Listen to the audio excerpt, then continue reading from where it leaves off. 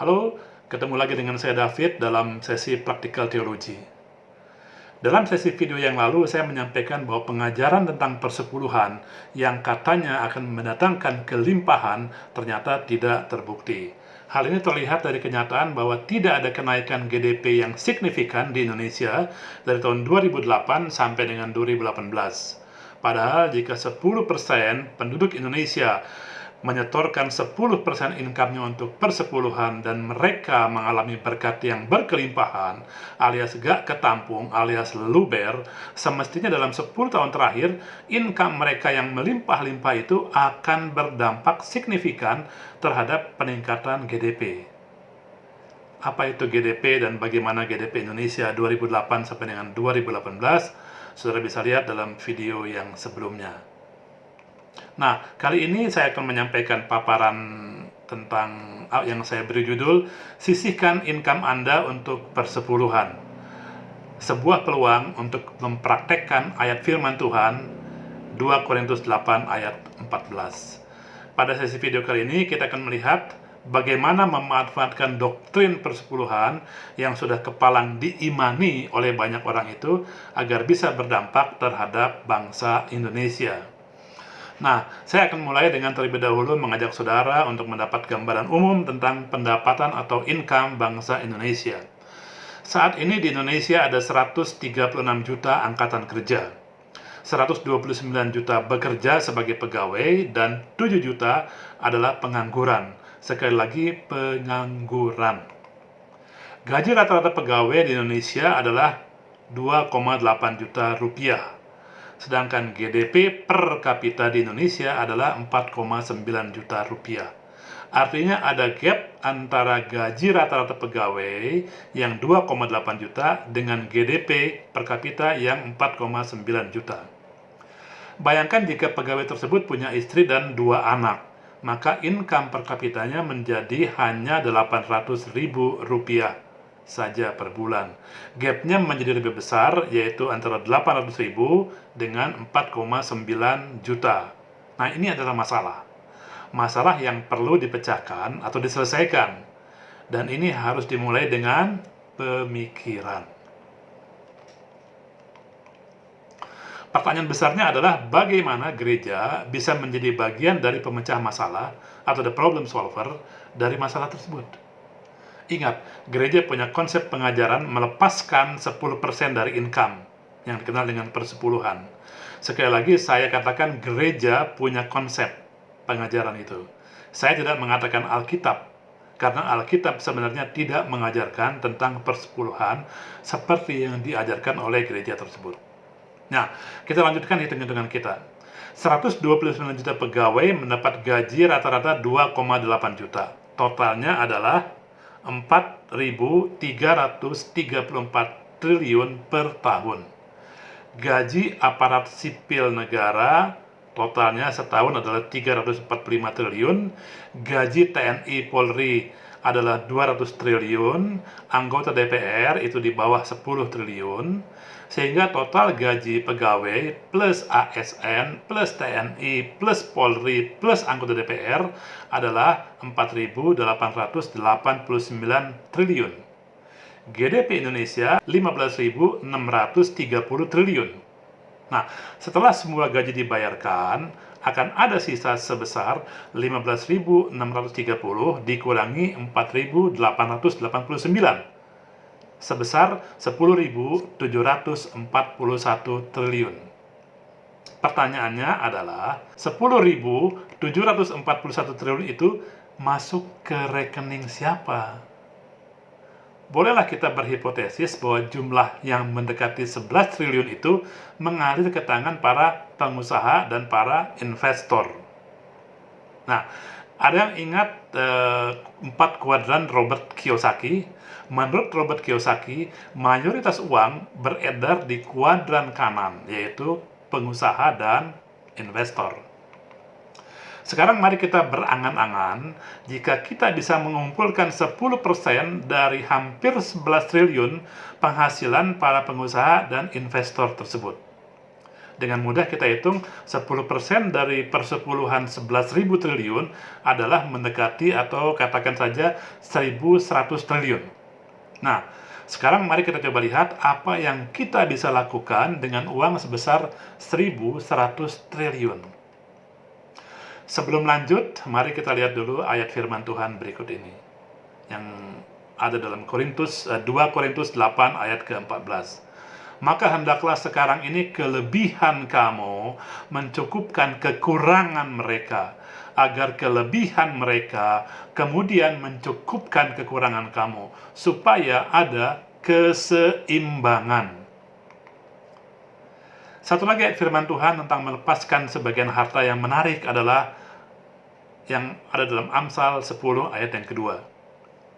Dikatakan demikian, harta benda yang diperoleh dengan kefasikan tidak berguna, tetapi kebenaran menyelamatkan orang dari maut. Teks aslinya dalam bahasa Ibrani adalah begini: Loyo illu osrot resa usedakah tarsil mimawet. Nah, jadi teks asli kebenaran yang dipakai dalam terjemahan LAI sebenarnya adalah sedekah, yang diserap dalam bahasa Indonesia menjadi sedekah. Sedekah dalam Kamus Besar Bahasa Indonesia artinya adalah pemberian sesuatu kepada fakir miskin atau yang berhak untuk menerimanya. Jadi, jika kita gabung kedua ayat dalam PL dan PB tersebut, maka pemberian atau derma atau sedekah itu akan mendatangkan yang pertama keseimbangan, yang kedua keselamatan dari maut. Nah, sekarang mari kita identifikasi lebih jelas lagi masalah yang ada. Masalah pertama sudah jelas, yaitu gaji rata-rata pegawai Indonesia yang hanya 2,8 juta per bulan. Jauh di bawah GDP per kapita. Menjadi hanya 800.000 jika ia berkeluarga dengan 1 istri dan 2 anak. Pertanyaannya, kenapa hal itu terjadi? Inilah masalah kedua yang harus kita perhatikan, yaitu masalah komposisi latar belakang pendidikan di Indonesia. Sarjana 9,7%, diploma 2,8%, SMK 11,3%, SMA 17,8%, SMP 17,7%, SD 40,5%. Perhatikan bahwa 87% pegawai berlatar belakang pendidikan dasar menengah dan 40%-nya adalah bahkan hanya lulusan sekolah dasar alias SD. Jadi masalah yang kita hadapi adalah 1. Income per kapita yang rendah, semakin rendah jika ia harus menghidupi keluarganya. Yang kedua, latar belakang pendidikan yang 87% pegawai adalah rendah. Maka dari itu, saya mengajak kita semua untuk paling tidak mulai berpikir. Berpikirnya begini. Ingat, tadi kita memiliki peluang untuk mendapatkan 1.100 triliun dana dari persepuluhan para pengusaha dan para investor. Kemudian bagaimana menggunakannya? Cobalah pikirkan 2 hal berikut ini. 1, 50% ya dipakai sebagai bantuan langsung, tunai atau non-tunai. Kemudian 50%-nya dipakai sebagai bantuan untuk meningkatkan taraf pendidikan. Hal ini akan luar biasa. Nah, begini. 50% dari persepuluhan ini jika diberikan sebagai bantuan langsung ya kepada para angkatan kerja akan berjumlah 337.000 per orang per bulan. Nah, dibandingkan dengan rata-rata gaji pegawai yang adalah 2,8 juta tadi, ini adalah 12% kenaikan. Wow. 50% sisanya atau sebesar 550 triliun jika dipakai untuk program bantuan pendidikan, ini akan sangat luar biasa. Tahukah Anda berapa anggaran Kemendikbud tahun 2020 ini? Ya, hanya 505 triliun. Jadi dengan 50% dari persepuluhan para pengusaha dan investor, kita bisa melipat gandakan anggaran Kementerian Pendidikan dan Kebudayaan. Wow. Saya jadi ingat pendoa-pendoa di gereja yang sering mengucapkan istilah double portion. Nah, tapi saya juga kurang paham apa maksud mereka, apa maksud para pendoa itu double portion.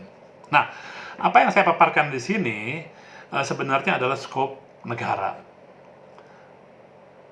Tapi saya mau mengajak teman-teman para church lover dan church follower untuk memakai konsep berpikirnya dalam skop gereja. Sekali lagi, kita perlu berpikir agar gereja bisa menjadi problem solver bagi bangsa ini sebelum kemudian bisa bertindak. Ajaklah orang percaya di gereja Anda yang ada di kuadran 3 dan kuadran 4, yaitu para pengusaha dan para investor, yaitu orang yang berkelebihan, untuk menyisihkan minimum 10% dari penghasilannya. Kemudian, bantulah mereka yang income-nya masih di bawah 4,9 juta per bulan, yaitu orang yang berkekurangan, dengan bantuan langsung dan atau dengan program pendidikan dalam bentuk beasiswa, orang tua asuh, atau lainnya, agar ada keseimbangan. Jika latar belakang pendidikan pegawai di Indonesia bisa meningkat, maka ini akan menaikkan taraf hidup mereka. Disinilah gereja berdampak. Sebelum saya akhiri, izinkan saya share 2 hal ini. 1, jangan suruh orang percaya yang income-nya masih di bawah GDP per kapita, yaitu masih berkekurangan, untuk menyisihkan 10% penghasilannya, apalagi pakai terminologi bayar per sepuluhan. Yang kedua, lihat pemerintah. Pemerintah saja hanya memajaki rakyatnya yang income-nya sudah lebih dari 4,5 juta. Dan dasar pengenaan pajaknya dihitung dari income dikurangi 4,5 juta itu. Masa gereja mau ngeruk uang jemaatnya dengan akal-akalan kelimpahan? Jangan menipu Tuhan, mengasihi Tuhan. Licik.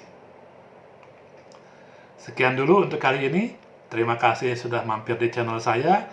Tetap semangat untuk belajar sampai menemukan kebenaran yang benar-benar benar. Jangan lupa subscribe. God bless you.